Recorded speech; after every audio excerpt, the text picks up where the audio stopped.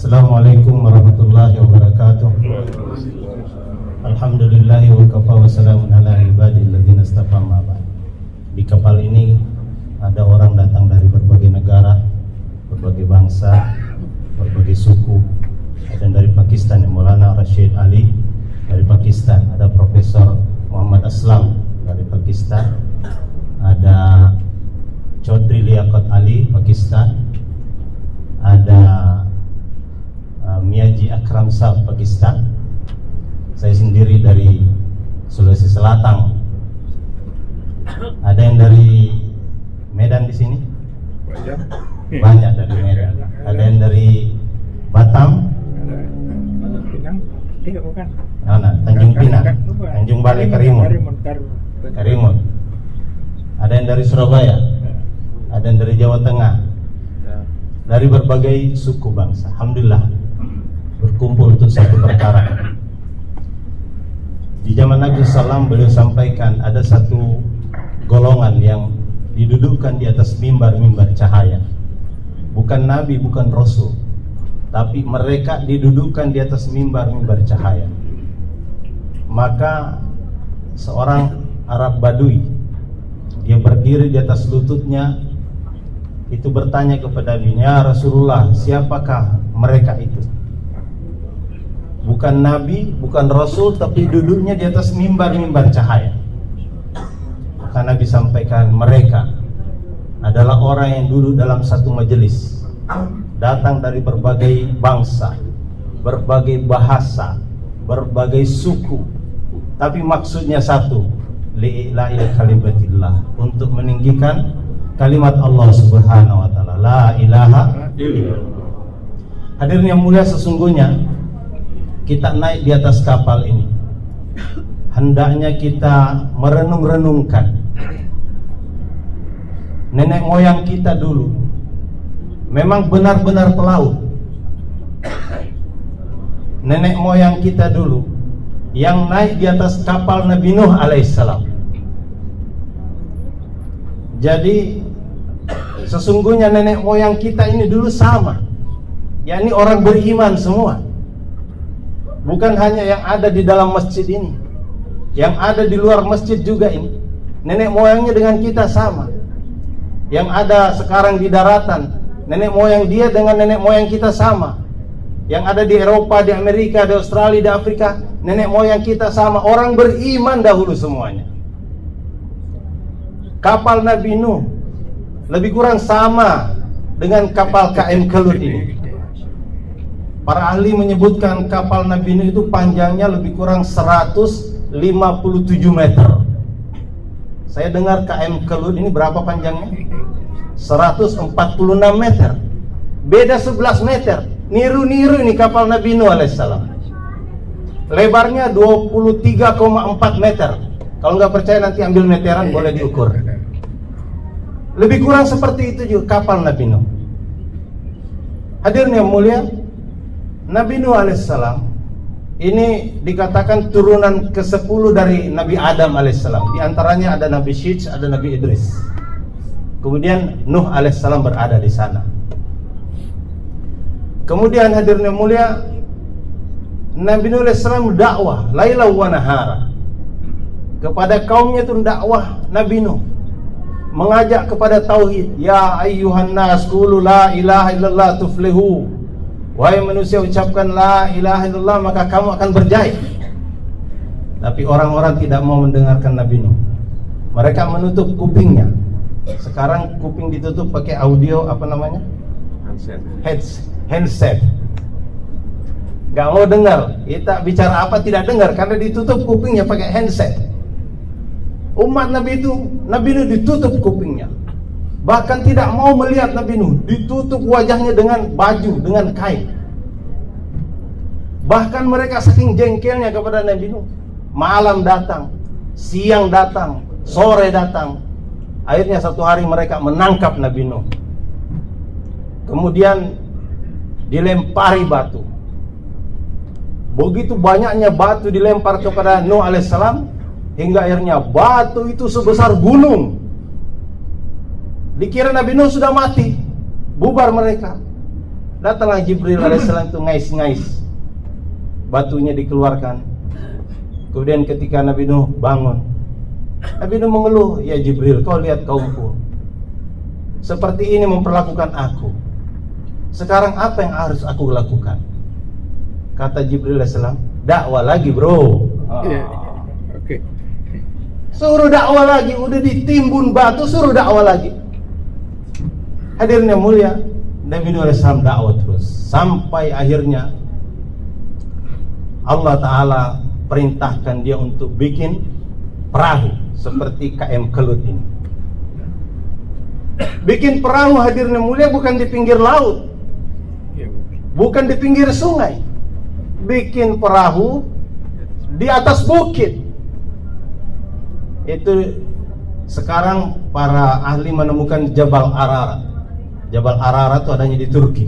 Disitulah Nabi Nuh bikin perahu. Orang-orang makin mengejek Nuh alaihissalam. Orang yang namanya bikin perahu itu di pinggir sungai, di pinggir laut. Kamu ini bikin perahu di atas bukit, makin tidak masuk akal.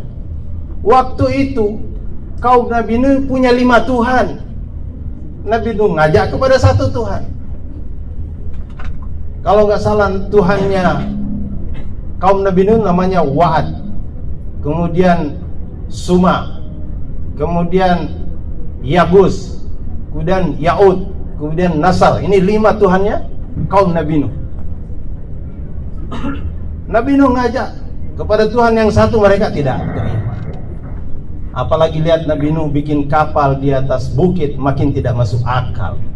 Kita punya 5 Tuhan saja ekonomi masih susah. Jadi mereka makin mengejek Nabi Nuh alaihissalam. Lagi bikin perahu itu, ada orang datang ke sana buang kotoran.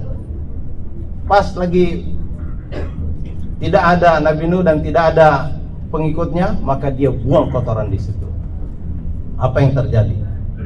Orang ini sakit perut. Riwayat lain mengatakan orang ini kena kudis. Sehingga orang itu datang kepada Nabi Nuh merengek-rengek minta tolong diobati. Karena semua dokter, tabib, dukun-dukun didatangin, tidak ada yang bisa menyembuhkan kudisnya, tidak ada yang bisa menyembuhkan sakit perutnya. Kata Nabi Nuh, kamu bersihkan aja kotoran kamu, nanti kamu akan sembuh sendiri. Maka pergilah dia bersihkan kotorannya. Kemudian setelah bersih, itu jadi sembuh dia. Tapi hadirnya mulia, ini tidak membuat mereka menjadi pengikut Nuh alaihissalam. Hadirnya mulia, Nuh dakwah lagi. Sampai akhirnya datanglah keputusan Allah menurunkan banjir bah. Banjir datang dari tanur. Pertama kali air itu keluar dari tanur. Tanur ini kompor. Kompor orang-orang India Pakistan nih, itu di bawah tanah. Itu ada untuk memasak roti chapati atau apa namanya? Itu dibakar di dalam tanah. Itu air memancar keluar dari situ. Kemudian air terus keluar dari pohon-pohon, air keluar dari batu-batu, air keluar. Selama 40 hari air terus keluar. Hadirin yang mulia, Nabi Nuh alaihissalam bersama pengikutnya 40 pasang ditambah Nabi Nuh, jadi 81 orang. Ada yang menyebut 83 orang. 40 pasang, pasangan suami istri, jamaah Masturo pertama ini. 40 pasang naik ke atas kapal Nabi Nuh alaihissalam. Sebesar ini kapalnya. Di situ tersedia semua akomodasi yang diperlukan, makanan, minuman yang diperlukan. Seperti di kapal kita ini ada nasi, ada ayam, ada sayur, ada macam-macam. Dan juga berpasang-pasangan binatang. Binatang-binatang juga Masturo di situ. Pasangan rusa, pasangan kijang, pasangan kambing, pasangan kerbau, pasangan harimau, pasangan gajah, ada, naik jerapah semua di situ. Dan ulama menyebutkan bahwa Banjir itu berlangsung selama 6 bulan. Bukan sebentar. Dan tingginya banjir itu berapa hadirin? Itu saya membaca literatur. Tingginya 6,7 meter di atas puncak gunung yang paling tinggi. Katakanlah kalau sekarang Himalaya disebut sebagai gunung yang paling tinggi, masih 6,7 meter tingginya di situ. Banjir ini. Selama 6 bulan. Hadirnya mulia dalam keadaan awal-awal banjir itu istri Nabi Nuh langsung ditenggelamkan. Dia tidak taat kepada suami, tidak beriman kepada Allah. Kemudian ada anaknya, dia lihat menggapai-gapai, berenang-renang. Maka berteriak Nuh alaihissalam kepada putranya, "Ya Bunair, kemana? Wahai anakku, naiklah bersama kami." Disuruh naik ke atas kapal. Tapi anaknya ini bernama Kan'an tidak mau. Dia katakan, "Sa'awi ila jabalin, saya akan naik ke atas gunung." Kata Nabi Nuh alaihissalam, ini banjir bukan sembarang banjir. Tidak ada yang bisa selamat hari ini kecuali orang yang dirahmati Allah subhanahu wa ta'ala. Maka ditenggelamkan juga ini putra Nuh alaihissalam, namanya Kan'an. Nabi Nuh protes kepada Allah, "Ya Allah, dia putraku ya Allah, dia darah dagingku ya Allah, kenapa engkau tenggelamkan dia ya Allah?" Hadirnya mulia, Nabi Nuh langsung ditegur sama Allah subhanahu wa ta'ala. "Wahai Nuh, dia bukan anakmu. Innahu laisa min ahlik, bukan keluargamu. Kenapa? Innahu amalu ghairu salih. Amalnya dia tidak soleh, amalannya tidak benar, tidak mengikut kamu, tidak taat kepadaku." Diputuskan oleh Allah subhanahu wa ta'ala sebagai keluarga. Maka itu hadirnya mulia. Sering saya sampaikan bahwa orang yang bersaudara karena sedarah itu masih ringan, masih bisa diputuskan oleh Allah subhanahu wa ta'ala. Tapi orang yang bersaudara karena Allah subhanahu wa ta'ala, itu akan bersaudara sampai di dalam kubur, bersaudara sampai di padang mahsyar, bersaudara sampai di yaumil mizan, bersaudara menyeberangi jembatan sirat, bersaudara sampai di dalam surganya Allah subhanahu wa ta'ala. Maka Allah persaudarakan kita ini. Bapak yang dari Sulawesi, yang dari Kalimantan, yang dari Batam, yang dari Sumatera, Allah sebutkan innamal mu'minuna ikhwah. Orang-orang beriman itu bersaudara. An-Nabi sampaikan al-muslim akhul muslim. Orang Islam itu bersaudara dengan sesama orang Islam. Hadirin mulia, apa yang kita lakukan terhadap saudara kita? Kalau yang namanya saudara, datang nih saudara kita, adik kita lewat kapal, maka kita akan jemputnya di pelabuhan. Kalau dia datang naik pesawat, kita jemputnya di airport. Kalau dia datang naik kereta api, kita akan jemput di stasiun. Kalau dia datang naik bus, kita akan jemputnya di terminal. Itu kenapa? Karena dia saudara saya, dia adik saya. Kalau dia lapar, saya kasih makan. Kalau dia haus, saya kasih minum. Kalau dia sakit, saya kasih obat. Kalau dia pegel, saya pijitin. Kalau dia jomblo, saya cariin jodoh. Kenapa? Karena ini saudara saya. Jadi hadirin mulai kita ini harus saling mengingatkan perkara ini, bahwa kita ini bersaudara. Bersaudara karena iman, bersaudara karena kalimat la ilaha illallah. Ini yang mempersaudarakan kita hadirin. Bukan saudara sebangsa dan setanah air saja. Saya jumpa kemarin bulan Januari, saya di Australia. Saya jumpa orang-orang Indonesia, orang Bugis dari Sulawesi. Saya bilang, selain saudara seiman, kita ini saudara sebangsa dan setanah air. Dia bilang, tidak, karena saya sekarang sudah mukimin Australia, sudah pindah paspornya, sudah jadi warga Australia, tidak mau lagi disebut sebangsa dan setanah air. Saya jumpa orang Aceh di Johor Bahru. Saya bilang, saudara, kita ini sebangsa dan setanah air. Dia bilang, bukan, saya ini orang Aceh, kamu orang Indonesia. Dulu, tapi sekarang insya Allah sudah sebangsa dan setanah air juga. Hadirin yang mulia, sebagai saudara di luar sana ini saudara kita, yang ada di Eropa, Amerika, Australia saudara kita, maka kita harus ajak dia kepada Allah Subhanahu wa taala. Dan di mana tempat yang paling lembut hati orang-orang untuk diajak kepada Allah Subhanahu wa taala adalah di masjid. Maka kemarin juga di akhir November saya di Maroko, di Afrika Utara. Itu Masya memberikan arahan kepada kita. Minimal 3 yang saya tangkap. Pertama, bagaimana membuat masjid kita itu seperti magnet. Jadi namanya magnet itu nyedot orang. Jangan ada orang lewat di masjid kita tidak tersedot. Apalagi kalau azan sudah berkumandang. Masjid kita harus dibuat seperti masjid Nabi. Masjid Nabi itu nyedot orang. Dari Indonesia banyak disedot orang, dari Amerika, Eropa, Australia semua tersedot ke sana. Itu satu, magnet. Masjid kita menjadi magnet. Kedua, bagaimana masjid kita seperti sofa. Sofa itu enak ditiduri, enak diduduki. Kalau sudah duduk, lupa berdiri.